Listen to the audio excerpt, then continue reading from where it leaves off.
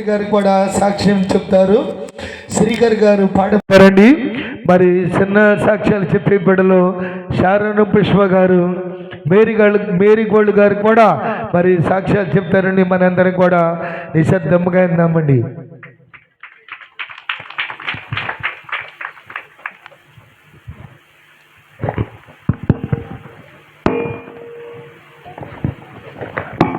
దేని శాస్త్రం అండి. మరి సంవత్సరం ఉపవాసం కూడం కానించి ఉపవాస కూడాల వరకు మనకి ఎంతగానో ఏసై మనకి ఎంతనో తోడుగుండాడండి. మరి ఈ కూటాల నాయన మరి ఈ దేవుడు అంటే అసలు మాకు తెలియదండి. మేము చిన్నప్పుడే మా అమ్మ ప్రార్థనలోకి నేను చిన్నప్పుడే కదండి నాకు అని తెలుసండి ఎవరని నేను అప్పుడు వెళ్ళిందండి ప్రార్థనలోకి వెళ్ళింది. మరి ప్రార్థనలోకి ఎట్ట వెళ్ళిందంటే మరి మా పెద్దనాన్నోళ్ళు ఉన్నారండి, వాళ్ళకి ఎక్కువగా చేతబడి చేపించేవాళ్ళు. వాళ్ళకైతే ఆవులు ఉండేయండి. ఆ ఆవులు కూడా ఆ చేతబడి ఆ గొడ్డ మీదకి వచ్చి ఆ ఆవులన్నీ కూడా చచ్చిపోయినాడు. మరి కొర్రపాడు నుంచి పమ్మలోని తీసుకొచ్చి వాళ్ళు వారం మరి బాగు చేయించుకునే వాళ్ళు అండి.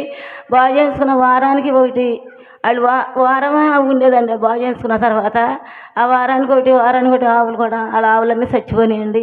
చచ్చిపోయి మరి వాళ్ళకి చాలా బలహీనతలు వచ్చినప్పుడు మరి రెడ్డి వాళ్ళని వాళ్ళ చుట్టాలు ఉన్నారండి. చుట్టాలుండి మరి మీరు ఎన్నాళ్ళు బాధపడతారో, మీకు వాళ్ళ గొడ్డగాడ కుర్రోడు నెట్టుకుంటే ఆ కుర్రోడు కూడా చనిపోయాడండి. పాము వెళ్ళి వచ్చి పాము కరిచి చచ్చిపోయాడండి. మరి మీరు ఎన్నాళ్ళు ఇట్లా బాధపడతారో, మీరు ఒక విజయవాడ నుంచి మరి గురజాడ నుంచి పాస్టల్ గారు వచ్చి ఇక్కడ కూటం పెడుతున్నారని వాళ్ళ చుట్టాలు వచ్చి వాళ్ళ రెడ్డిపాలెం తీసుకెళ్లారండి.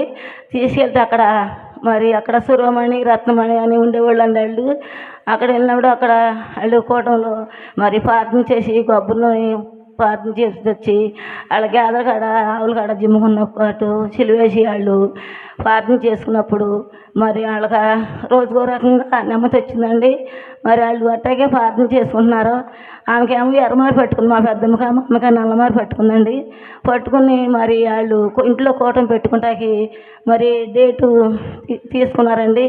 మరి పెద్దనాన్నగారు చనిపోయిన నాన్నగారు అమ్మగారు మరి గురదడయ్య గారు మరి వాళ్ళు వచ్చి వాళ్ళ ఇంట్లో కూటం పెట్టారండి. మా పెద్దనాన్నగారి ఇంట్లో కూటం పెట్టి మరి మా ఇంటి పక్కన వాళ్ళు బయటికి వెళ్తుంటే మా ఇంట్లోంచి చీకట్లో అయ్యగారు నాన్నగారు వాళ్ళ మీద కర్రల గిరిటేస్తున్నాయి అంటండి. కర్రల గిరిటేస్తుంటే వాళ్ళు బయటికి వెళ్ళి వచ్చి మా పెద్దమ్మని మా అమ్మ దగ్గర పంపించారు. వాళ్ళు చీకట్లో కర్రల గిరిటేస్తున్నాయి, మరి ఆమె సంపూపాతికి ఆమెను వెళ్ళి నువ్వు ప్రార్థన చేసుకోమని చెప్పని నాన్నగారు మా అమ్మ దగ్గర పంపించాడండి. మా పెద్దమ్మన పంపించినాను. మా అమ్మ అందా నేను ప్రార్థన చేస్తామేంటి, మాలోడ దేవుడు నా దగ్గర దేవత ఉందా అని మా అమ్మ అందండి.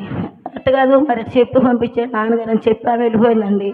ఆమె వెళ్ళిపోయిన కానించి ఈమెకి నల్లమారి ఎక్కడ మరి అక్కడ పడిపోతాం శాతం మరి ఇంట్లో పిల్లలు అనుకోకుండా ఏమనుకోకుండా మరి కట్ట తిరుగుతుందండి. తిరిగినప్పుడు మరి ఈమెకి మళ్ళీ గురజాడ నుంచి అయ్యగారు వచ్చాడు. మళ్ళీ అంటే నెలకోటం పెడతాకు వచ్చాడండి. వచ్చినప్పుడు ఈమె బాగా నీరసం అయిపోయి ఇక లేని పరిస్థితి వచ్చేసిందండి.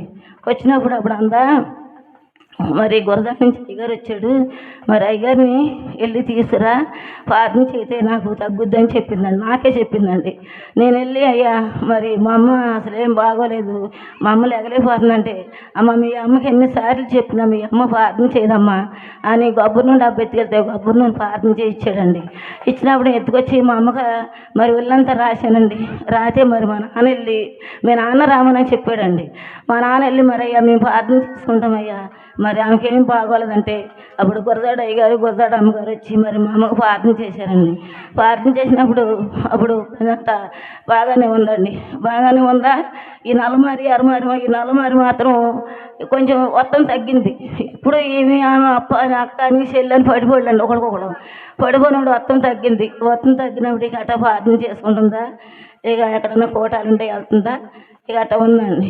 ఉండాక మరి ఇక పొలం వెళ్తుంటే ప్రాణం బాగుంటుందా, ఇంకేమో శావనడింపులు వస్తున్నాయంట. శావనడింపులు వస్తుంటే నా నాన్నగారు చెప్పినప్పుడు పెద్దనాన్నగారు చెప్తే అమ్మ నువ్వు సేవ చేయాలి, మరి నువ్వు అట్ట పొలం వెళ్ళినా నువ్వు ఎక్కడ వెళ్ళినా నీకు తగ్గదు, నువ్వు ప్రాణం బాగోదు అని మరి నాన్నగారు అమ్మగారు చెప్పేవాళ్ళండి.